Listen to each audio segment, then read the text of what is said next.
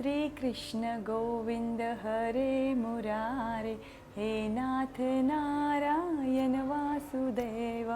श्री स्वामी समर्थ जगतगुरु सम्राट श्री कल्की भगवान। ओम नमो भगवते वासुदेवाय। अध्याय पहला, श्लोक 15वां। पांचजन्यं ऋषिकेशो देवदत्तं धनंजयः, पौंड्रं दद्मो महाशंख भीमकर्मा वृकोदरः। भगवान कृष्ण ने अपना पांचजन्य शंख बजाया।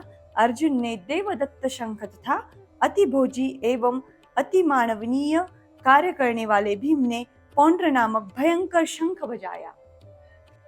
तात्पर्य, इस श्लोक में भगवान कृष्ण को ऋषिकेश कहा गया है क्योंकि वे ही समस्त इंद्रियों के स्वामी हैं।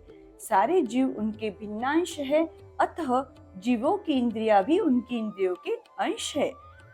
चूंकि निर्विशेषवादी जीवों की इंद्रियों का कारण बताने में असमर्थ है, इसलिए वे जीवों को या इंद्रिय रहित या निर्विशेष कहने के लिए उत्सुक रहते हैं।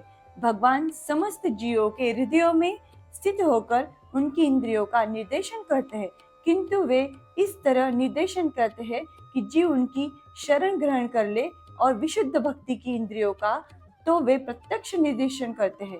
यहाँ कुरुक्षेत्र की युद्ध भूमि में भगवान कृष्ण अर्जुन की दिव्य इंद्रियों का निर्देशन करते हैं, इसलिए उनको ऋषिकेश कहा गया है। भगवान के विविध कार्यों के अनुसार उनके भिन्न भिन्न नाम हैं। उदाहरणार्थ, इनका एक नाम मधुसूदन है क्योंकि उन्होंने मधु नाम के असुर को मारा था। वे गौ तथा इंद्रियों के आनंद देने के कारण गोविंद कहलाते हैं। वसुदेव के पुत्र होने के कारण उनका नाम वसुदेव है। देवकी को माता रूप में स्वीकार करने के कारण उनका नाम देवकी नंदन है।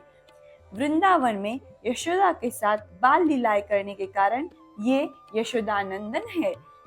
अपने मित्र अर्जुन का सारथी बनने के कारण पार्थ सारथी है। इस प्रकार उनका एक नाम ऋषिकेश है क्योंकि उन्होंने कुरुक्षेत्र के युद्ध स्थल में अर्जुन का निर्देशन किया। इस श्लोक में अर्जुन को धनंजय कहा गया है क्योंकि जब इनके बड़े भाई को विभिन्न यज्ञ संपन्न करने के लिए धन की आवश्यकता हुई थी तो उसे प्राप्त करने में उन्होंने सहायता की थी। इसी प्रकार भीम वृकोदर कहलाते हैं क्योंकि जैसे वे अधिक खाते हैं उसी प्रकार वे अति मानवीय कार्य करने वाले हैं। जैसे हिडिंबासुर का वध, अतः पांडवों के पक्ष में श्री कृष्ण इत्यादि विभिन्न व्यक्तियों द्वारा विशेष प्रकार के शंखों का बजाया जाना युद्ध करने वाले सैनिकों के लिए अत्यंत प्रेरणादायक था। विपक्ष में ऐसा कुछ न था, न तो परम निदेशक भगवान कृष्ण थे, न ही भाग्य की देवी श्री थी, अतः युद्ध में उनकी पराजय पूर्व निश्चित थी। शंखों की ध्वनि मानो यही संदेश दे रही थी।